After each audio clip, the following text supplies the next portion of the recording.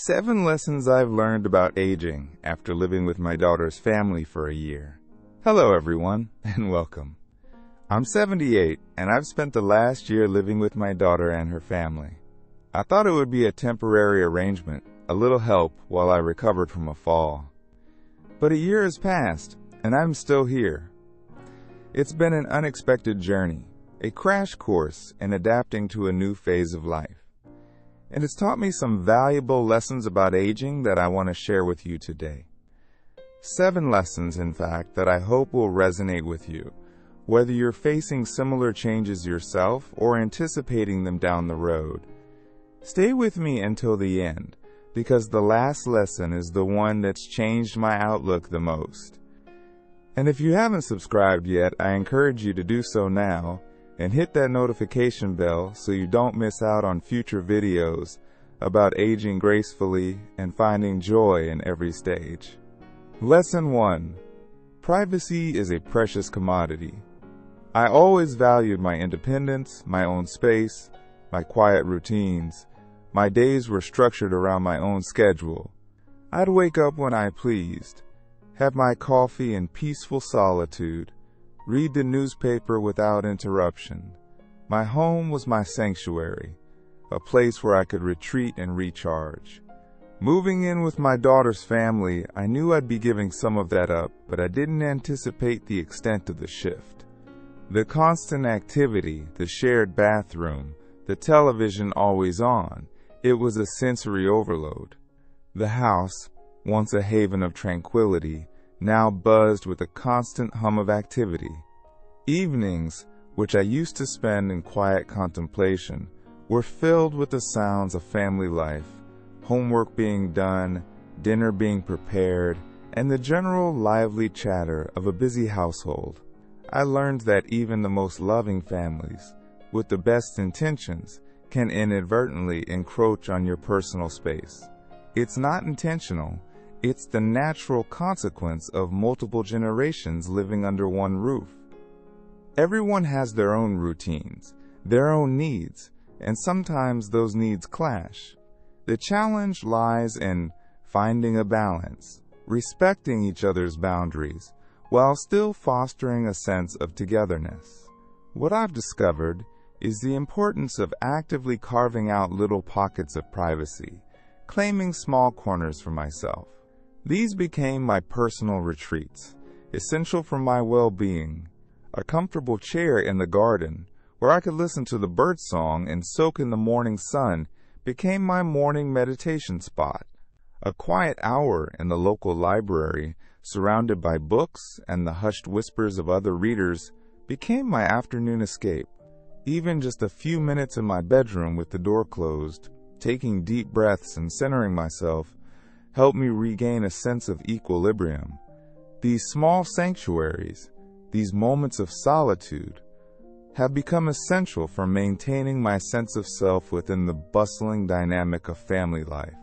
They are not luxuries, but necessities, vital for navigating this new chapter of my life. Lesson 2. Keeping up with technology is a lifeline, not a luxury. I used to resist technology. It seemed complicated, unnecessary, even a bit intrusive. Give me a good book, a face-to-face conversation, a handwritten letter any day, I'd say. Why bother with all these gadgets and gizmos?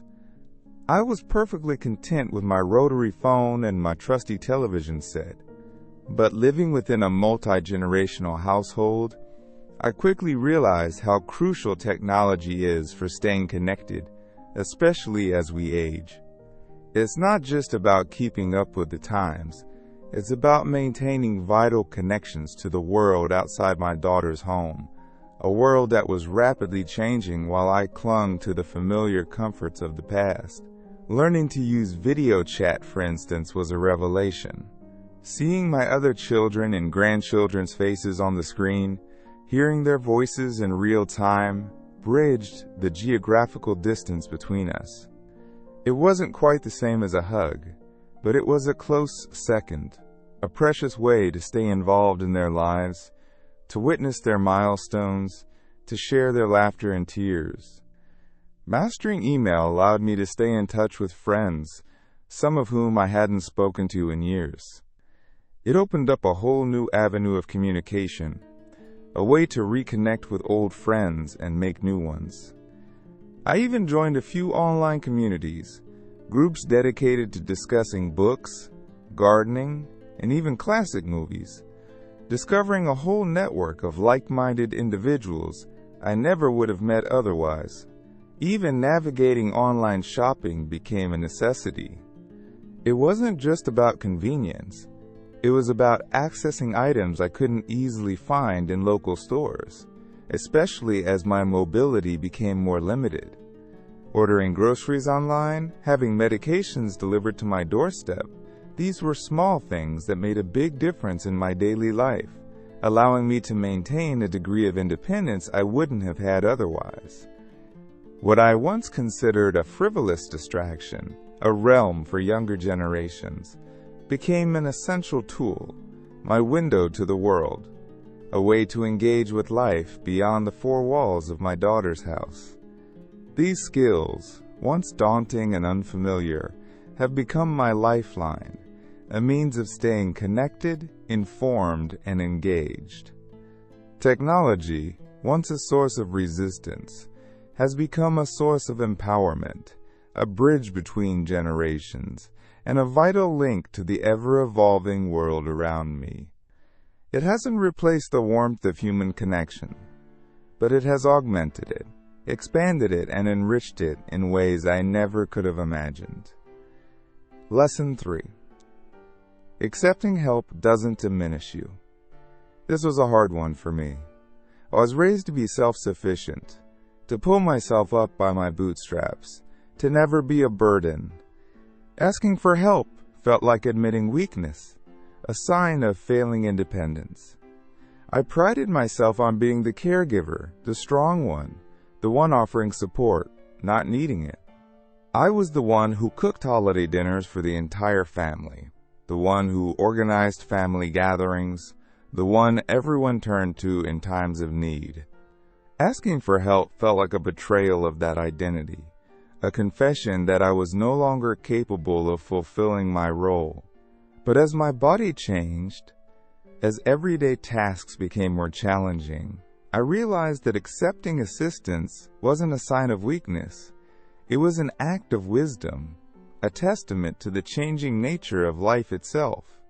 It was a recognition that we all need help sometimes, regardless of our age or perceived strength. Learning to let my daughter drive me to appointments, allowing my grandchildren to help me with groceries, accepting my son-in-law's offer to carry heavy boxes. These acts of support haven't diminished my independence. They've enhanced it. They've freed me from burdens, from the physical strain and mental stress of trying to do everything myself. This newfound freedom has allowed me to focus my energy on what I can still do, on the activities that bring me joy and purpose. I can still spend quality time with my grandchildren, reading stories, sharing memories, and offering the wisdom that comes with age. I can still pursue my hobbies, engage in meaningful conversations, and contribute to the family in ways that don't require physical strength. Accepting help has also deepened my relationships with my family. It has created a beautiful reciprocity, a give and take that strengthens the bonds between us. By allowing them to help me, I've given them the gift of giving, the opportunity to express their love and care in tangible ways. It's created a sense of shared responsibility, a recognition that we are all in this together, supporting each other through life's journey. It's taught me the true meaning of interdependence, the realization that we are all stronger together. And in that strength, I found a new kind of independence, one that is rooted in connection, in the love and support of my family. It's an independence that embraces vulnerability, recognizes limitations, and celebrates the beauty of shared human experience. Lesson 4. Staying curious keeps you young. I used to think that retirement meant slowing down, taking it easy, letting the world pass me by while I rested on my laurels. I envisioned leisurely mornings spent sipping tea, afternoons lost in a good book, evenings filled with quiet contemplation. And while there's certainly a place for relaxation and reflection, I've discovered that true fulfillment lies in staying engaged, in maintaining a vibrant curiosity about the world around me. The more I learn, the more I grow, the more alive I feel. Retirement, I've realized, isn't an end, but a beginning, a new chapter filled with opportunities for exploration and discovery. Joining a book club has introduced me to new authors, new genres, new perspectives. Discussing literature with others, sharing interpretations and insights, has broadened my understanding of the human condition. It's reminded me of the power of stories, to connect us, to challenge us, to inspire us. Each book is a journey, a window into another world, another life, another way of thinking. Taking online courses has opened up a whole new realm of learning. I've delved into subjects I never had time for before, from art history to astronomy, from creative writing to coding. Learning a new language, something I always wanted to do but never seemed to find the time for, has been particularly rewarding. It's challenged my mind, expanded my vocabulary, and given me a new appreciation for different cultures. It's also opened up new avenues for communication, allowing me to connect with people from different backgrounds, to understand their perspectives, to appreciate their stories. These pursuits haven't just kept my mind sharp. They've nourished my soul. They've reminded me that learning is a lifelong journey, a continuous process of growth and discovery. They've given me a sense of purpose, a reason to get up in the morning, a feeling of accomplishment. Curiosity isn't just for the young. It's the key to staying vibrant at any age. It's the engine that drives us forward, the spark that ignites our passion, the force that keeps us engaged with the world. It's the antidote to complacency, the elixir of youth, the secret to a life well lived. So embrace your curiosity, explore your interests, and never stop learning. The world is a vast and fascinating place, and there's always something new to discover, something new to learn, something new to appreciate. Lesson 5. Intergenerational connections are a gift. Intergenerational connections are a gift, a treasure to be cherished. Living with my daughter's family has plunged me into the vibrant, sometimes chaotic, always evolving world of younger generations. It's been like stepping into a time machine, not to the past, but to the present, a present I might have otherwise missed. Hearing their perspectives, understanding their dreams and anxieties, witnessing their triumphs and struggles, has opened my eyes to a world vastly different from the one I grew up in. It's a world of rapid technological advancements, of shifting social norms, of new challenges and opportunities. And being a part of this world, even as an observer, has kept me feeling relevant, connected, and surprisingly energized. My grandchildren, in particular, have been a source of endless fascination and joy. Watching them navigate the complexities of childhood, from learning to tie their shoes to mastering the latest video game, has filled me with a sense of wonder. Their unbridled enthusiasm, their boundless curiosity, their unwavering optimism, it's infectious. They've reminded me of the simple joys of life, the importance of play, the beauty of seeing the world through fresh eyes. They've also taught me patience, a virtue I thought I possessed in abundance until I tried explaining the intricacies of a board game to a 5-year-old for the 10th time. My daughter and son-in-law, too, have enriched my life in unexpected ways. Observing their parenting styles, their approach to work-life balance, their navigation of the challenges of modern family life has given me a new appreciation for the complexities of adulthood. They've also shown me the evolving dynamics of marriage, the importance of communication, the strength that comes from shared responsibility. They've become not just my children, but my friends, my confidants, my teachers. We share stories, we offer advice, we learn from each other. It's a reciprocal relationship, a beautiful exchange of wisdom and experience. This intergenerational living has challenged my preconceived notions about aging. I used to think of it as a process of decline, a gradual withdrawal from the world.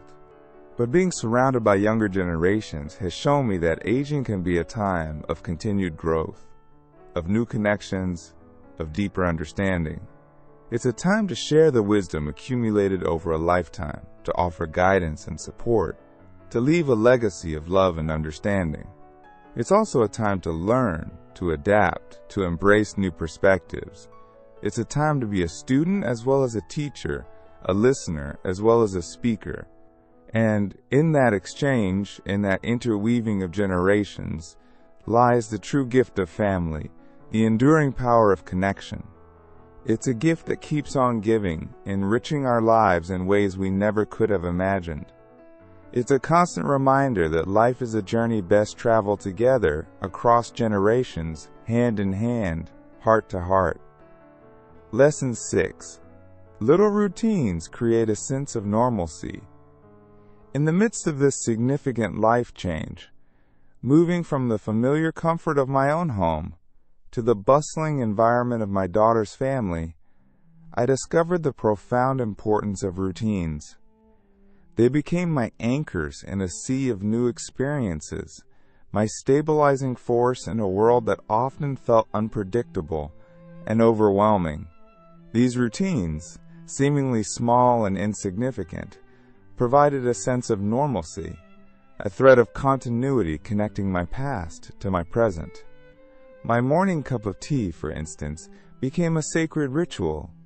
The act of boiling the water, carefully steeping the tea leaves, and savoring the warm, fragrant liquid in my favorite mug was a moment of quiet contemplation, a peaceful transition into the day. It was a moment to gather my thoughts, to center myself, to prepare for whatever the day might bring. This simple act, carried over from my previous life, provided a sense of familiarity, a comforting link to the past in the midst of new surroundings. Similarly, my evening walk became a non-negotiable part of my daily routine. Even if it was just a short stroll around the block, the fresh air, the gentle exercise, the changing scenery, helped me to unwind, to de-stress, to process the events of the day. It was a time to reflect, to reconnect with myself, to appreciate the simple beauty of the natural world. This routine, established in my new environment, provided a sense of stability, a grounding force in the midst of change. These small rituals, these seemingly insignificant routines, became my touchstones, my reminders of who I am, my anchors in a world that sometimes felt like it was spinning too fast. They provided a sense of structure, a feeling of control, in a situation where I often felt like I had very little control. They were my constants in a sea of variables, my familiar friends in a world of new faces. They reminded me that even in the midst of change, some things can remain constant, that even in a new environment, I could still find comfort and solace in the familiar rhythms of my own making. These routines weren't just about maintaining a sense of normalcy.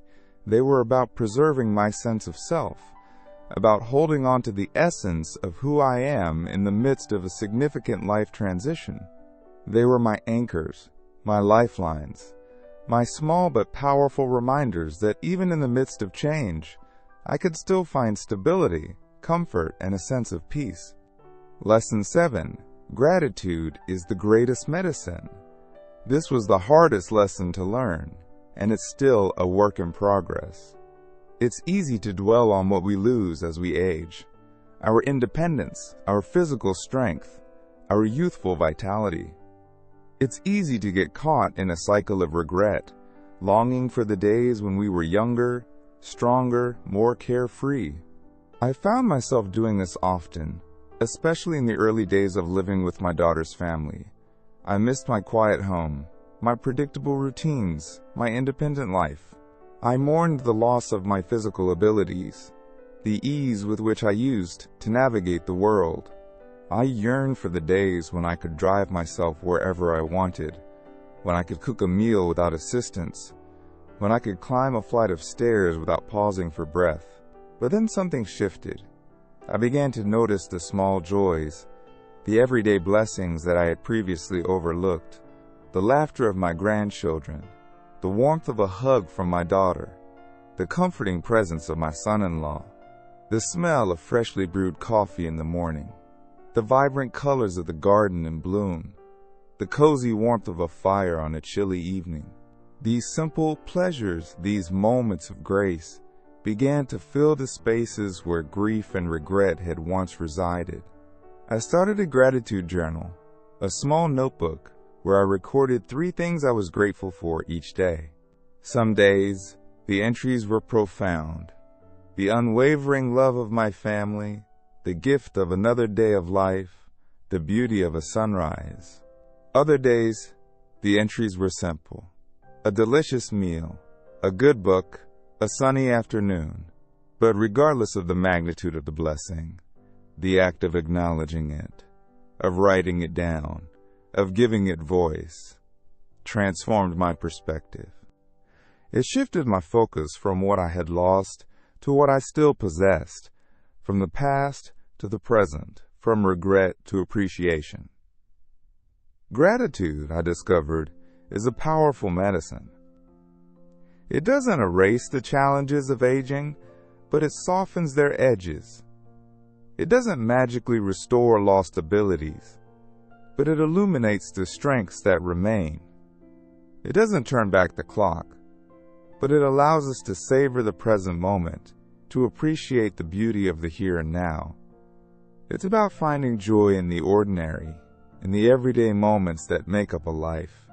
It's about celebrating the small victories, the simple pleasures, the quiet moments of grace. It's about recognizing that even in the midst of change, even in the face of loss, there is still so much to be grateful for. This practice of gratitude has become my daily ritual, my anchor in the sometimes turbulent waters of aging.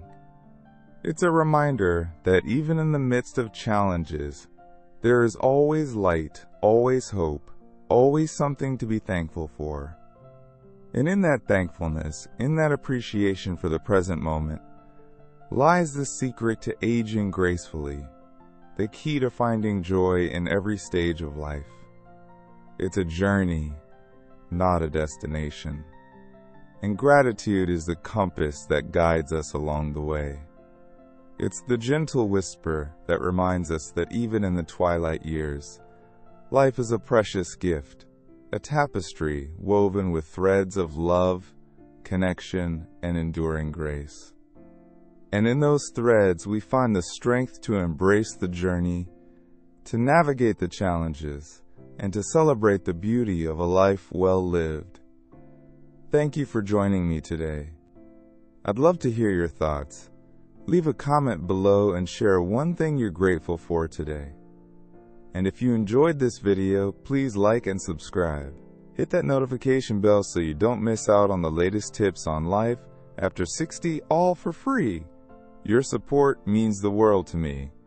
Thanks for watching, and I look forward to seeing you in the next video.